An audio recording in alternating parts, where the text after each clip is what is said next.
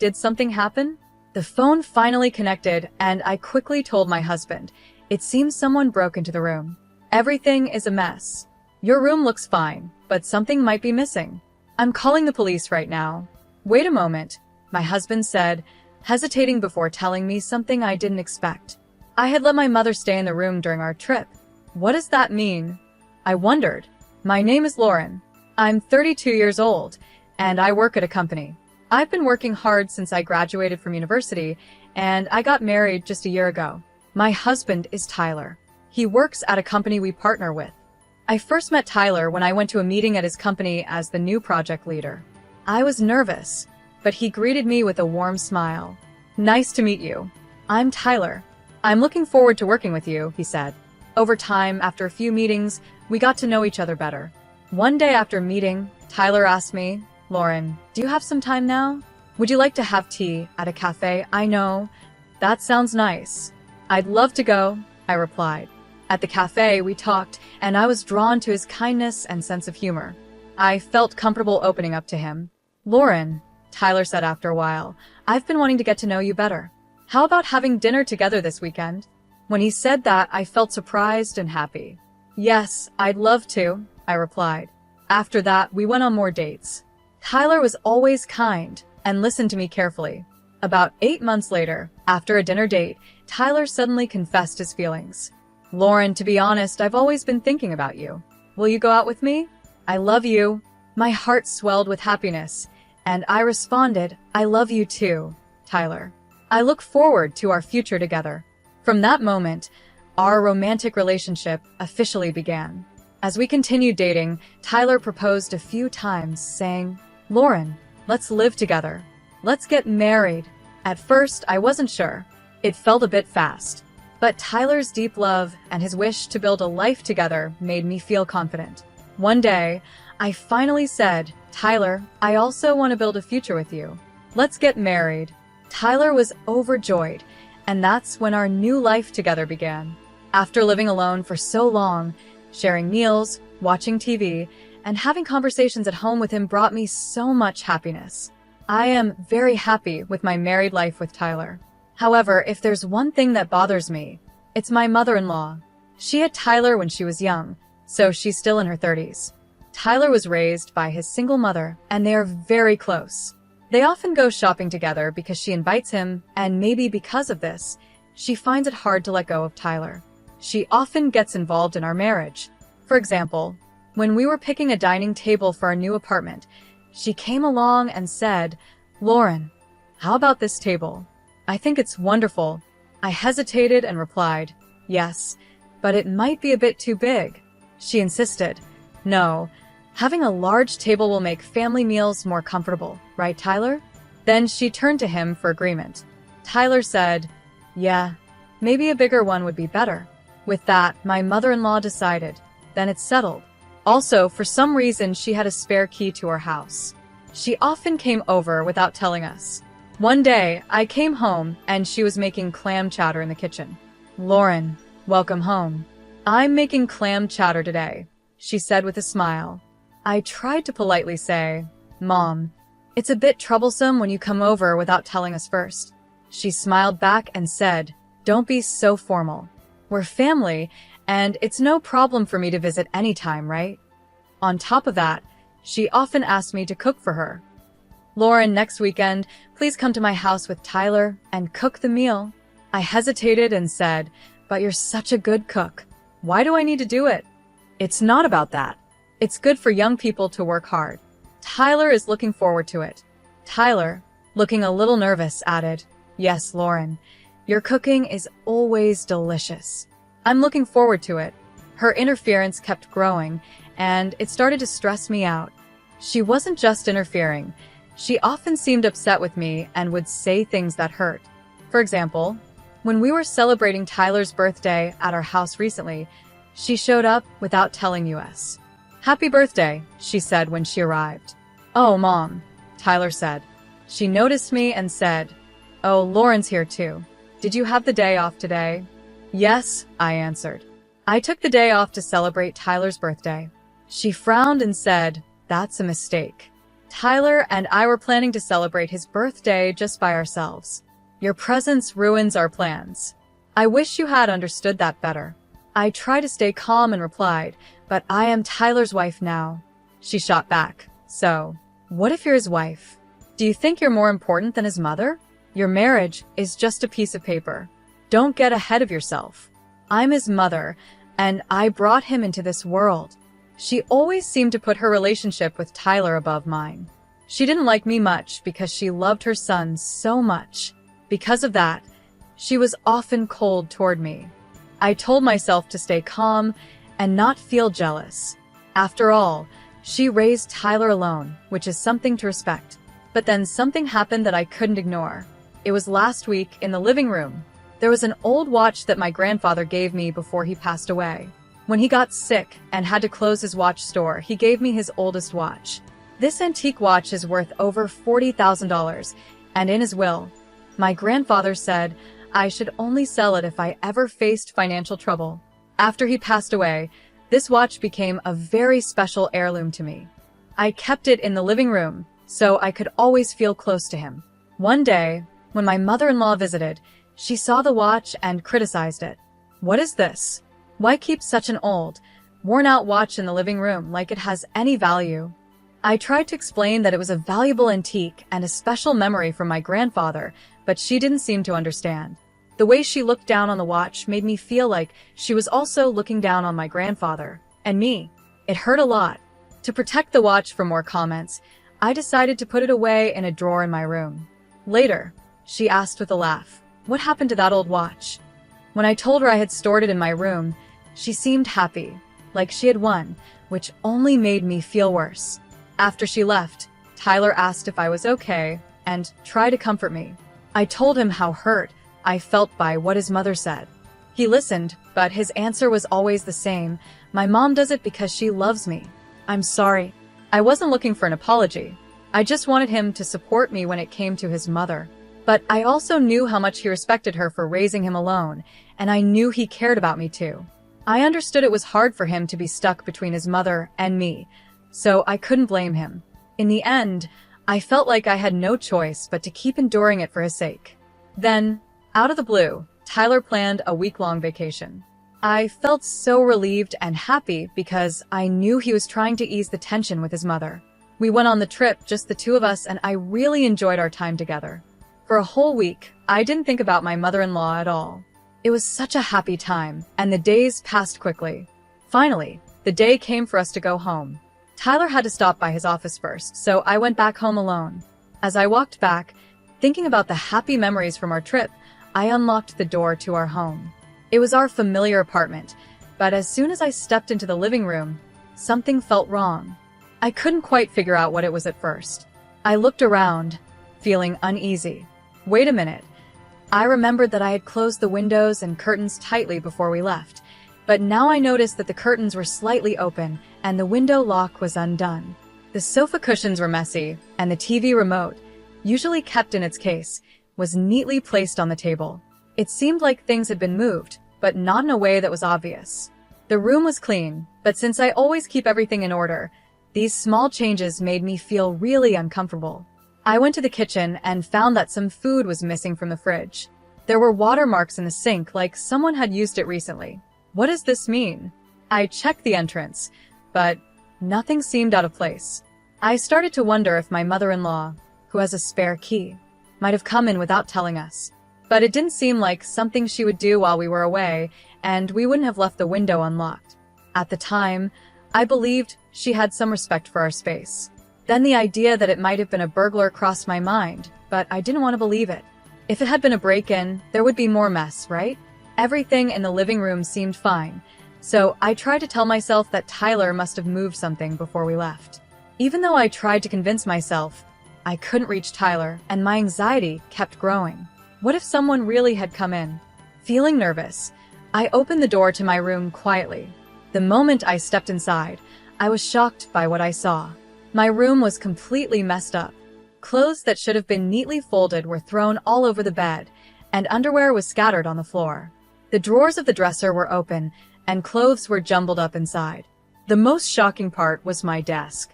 Every drawer had been pulled out, and the contents were tossed everywhere. I quickly checked the other rooms, but only my room had been targeted. Why just this room? There was nothing of great value here. Then I thought of the watch my grandfather had left me. No way. Why is it gone? I frantically searched around the desk, but the watch was nowhere to be found. At that moment, I realized the watch had been stolen. It was clear that someone had come in and taken it, but I couldn't understand why they would steal such an old watch. I lost control and quickly tried to call my husband again. This time, the call connected. Did something happen? He asked. I hurriedly explained. It seems someone broke in. The room is a mess. Your room looks fine, but something might be missing. I'm calling the police right now. Really? He replied, sounding concerned. Yes, some food is missing from the fridge too. Someone must have sneaked in. Wait a minute, he said. I want to check it out myself before you call the police. I'll be home soon. Meanwhile, see if anything else is gone. But I can't wait. This is serious. Some of my things are missing, I exclaimed. Then, my husband said something unexpected in an uneasy tone. Actually, I let my mother stay in the apartment while we were on the trip. What do you mean? I asked, shocked. Our apartment is close to the station, and it's convenient for her to go downtown. She asked me if she could stay here to keep it safe. Wait, why would you make such an important decision on your own? I wasn't informed at all. I was furious. Knowing that I don't get along well with his mother, I felt hurt that he hadn't considered my feelings. But instead of addressing my anger, he just tried to calm me down. There's no need to be so upset, he said. It's always been like this. My mother comes and goes as she likes. Just deal with it like before. That's not funny. I can't just endure this. My mother-in-law trashed the room. It's outrageous to just accept it. Suddenly, I heard a voice behind me. Lauren, why are you so upset? It was my mother-in-law. Mom, are you talking to Tyler right now? I asked, still angry. Why are you speaking to my son like that? She asked sharply. I'm upset because he let you stay in our home without telling me, I replied. It's not right. How dare you? She snapped. Blaming Tyler is like saying you hate that I'm here. Honestly, I don't want you coming and going from our house whenever you feel like it, I said, unable to hold back. You're such a coward, Lauren, she said angrily. Don't talk like that. You just blame me and get mad at Tyler for no reason, acting like the victim. But it's all in your head. It was clear that I had really been affected. My room had been ransacked, and I knew my mother-in-law had been the one in there. I didn't understand why I was being blamed. What surprised me even more was that Tyler defended her in this situation. After a while, Tyler came home, clearly upset, and sided with his mother, blaming me for overreacting. I can't believe this, Lauren, he said. This is unacceptable. I couldn't stand it anymore. I took both Tyler and his mother into my room to show them the mess. Tyler couldn't hide his shock when he saw the state of the room. But my mother-in-law didn't seem surprised at all, almost like she already knew what had happened. It became obvious she was the one responsible. Mom, be honest. Did you do this? Tyler asked. Even if the room was messy, you're exaggerating. It's not that bad, she said dismissively. I just forgot to clean up. That's all, my mother-in-law said casually. If I clean it now, there won't be a problem, right? I was going to do it later anyway. You're being too sensitive. She admitted she was the one who made the mess but showed no regret at all. Tyler stood there, looking uncomfortable, not saying anything. Then she started defending herself. I borrowed Lauren's clothes because I left mine at home. We're not that different in size, so I thought it would be okay. We're family, so getting upset over this seems unreasonable, don't you think? To my surprise, Tyler began to agree with her. I think so. You can't blame everything on my mom just because a few things are missing. Borrowing things in a family is normal, and it's strange not to forgive a little mess. I had been hoping for an apology from both of them. Instead, it was the opposite. Tyler even asked me to apologize to his mother for my rude words and attitude, even though it was clear she had messed up my room. Seeing him support her so strongly made my feelings for him fade. I started feeling empty inside. I had always believed Tyler cared for me just as much as he did for his mother, but the truth was different. To avoid any criticism toward himself, he eagerly blamed me and clearly took her side. I felt neglected and heartbroken, and in that moment, I decided to stand up for myself. I couldn't keep holding back for Tyler's sake anymore. Before Tyler returned, I had already prepared my next move. I turned to my mother-in-law and asked directly, "Where did you take my watch?" She looked nervous but answered, "I don't know anything about a watch. Why would I care about that old thing?" But her reaction gave her away. I was sure she had taken it. No matter what Tyler said, I wasn't going to forgive her. I pressed her again. "You admit you made a mess in this room, right? There are things missing, and you must know where they are." Tyler jumped in to defend her. "Hey, stop accusing my mom. If she says she didn't take it, is it worth getting this upset over just a watch? If you really want to watch that badly, I'll buy you a new one, so let's drop this." "Stop interfering, Tyler," I said firmly. "That watch is the only thing I have left from my grandfather, and it's irreplaceable. I won't give up until I get it back." "I haven't stolen anything. You're being too noisy," my mother-in-law said defensively. "It's fine to be noisy if you didn't steal it," I replied. "Then we have to consider that someone else broke in, and if that's the case, I need to call the police immediately. They can investigate, take fingerprints, and help us find the thief quickly." I grabbed my phone and started walking out of the room. At that moment, my mother-in-law rushed to stop me. "Wait, please wait. There's no need to call the police. To be honest, I did borrow it, but I'll return it in a week, okay? Just a moment ago, you said you knew nothing about it," I said. "And please don't use the word borrowed. Taking something without permission is stealing. You've just admitted to stealing it. Where is the watch? It's very important to me, and I need it back now. I can't wait a week." She started sweating, looking more and more nervous. "It's impossible," she said. "Why is that?" I asked, feeling a sense of dread. "Because I already sold it to a pawn shop." What? "Really? You sold it?" "Yes, it sold for $40,000. Can you believe it? I didn't think it was worth that much." "Stop joking. Can you return the $40,000 right now?" I demanded. "I'll go to the pawn shop myself to get it back." Well, I'm sorry, but that's impossible," she stammered. "I've already spent most of the money, and there's only a little left. You'll have to find the money yourself." Seeing her mocking and disrespectful attitude, I realized there was no point in continuing the conversation. I made up my mind to take the final step. "I see. This was your last chance," I said calmly. I dialed the police. "Hello, I'm the person who called earlier. Unfortunately, a theft has occurred, and the person responsible is here. Please come right away." After the call, Tyler and his mother rushed over to me in a panic. "Who did you just call?" they asked. "I called the police," I explained. "I already told them about the situation, and they advised me to check things out first. Now that it's clear you stole my watch and sold it without permission, I've reported it. Not only did you steal it, but you also sold it and used the money for yourself. That's a crime." "What are you talking about?" she snapped. "I was helping you. I turned that old, unnecessary item into cash for you, and instead of being thankful, you called the police." I'm shocked. "Lauren, isn't this going too far?" Tyler added. "My mother is your family too." "Family?" I said, feeling hurt. "I can't consider someone who steals my things and doesn't feel bad about it as family. She's a criminal." "A criminal?" "No. I've explained it many times," she protested, but I had already made my decision. "I haven't done anything," my mother-in-law protested. "Well, all of this conversation has been recorded, and I plan to give it to the police as evidence," I replied calmly. "You shouldn't underestimate the police. Once they check the fingerprints and the pawn shop's camera footage, it will be clear that you are the culprit. Continuing to hide it will only make things worse for you." As I spoke, a cold smile on my face, both my mother-in-law and my husband showed their anger. "This is ridiculous. Just because I borrowed it, it's come to this? Are you serious?" she fumed. My husband added, "If you do this, I won't hesitate to consider divorce." "Is that what you want?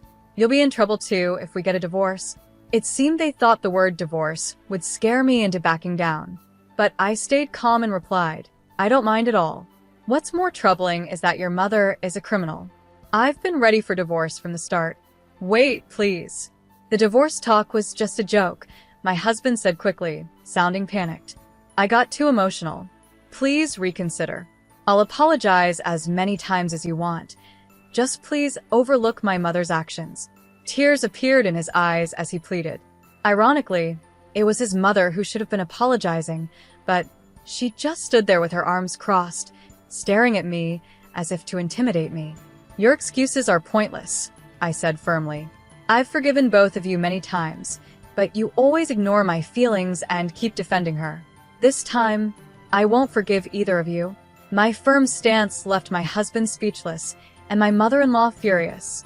"Actually," I continued, "before this incident with the watch, I had already been hurt by your mother several times. After one payday, $1,000 I had left at home went missing.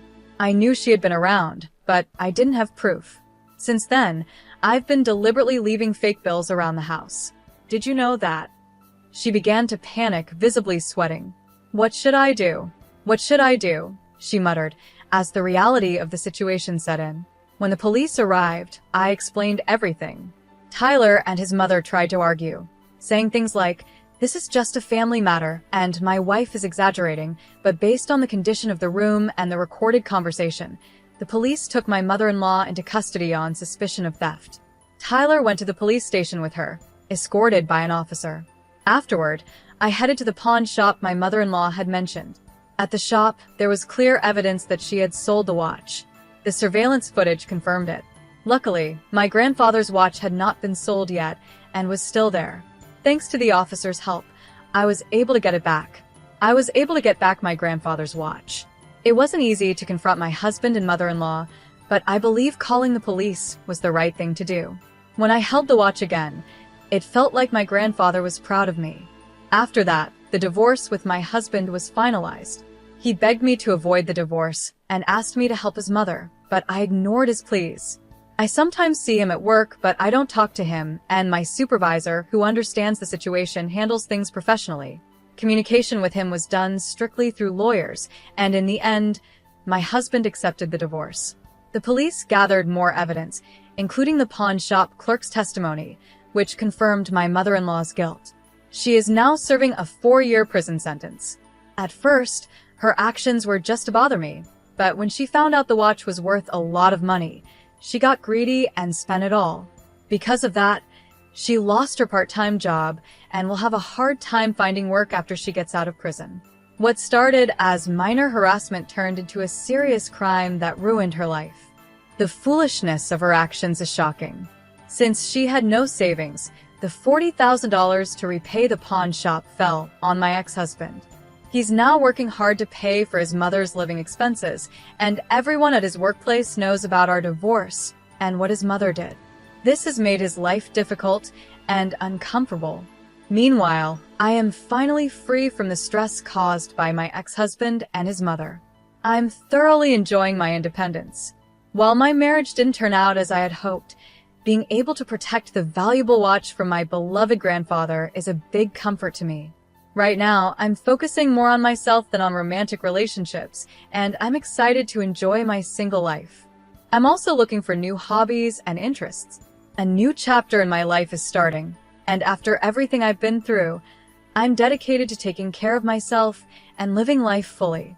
I plan to fill my days with hope and happiness and live a positive, active life.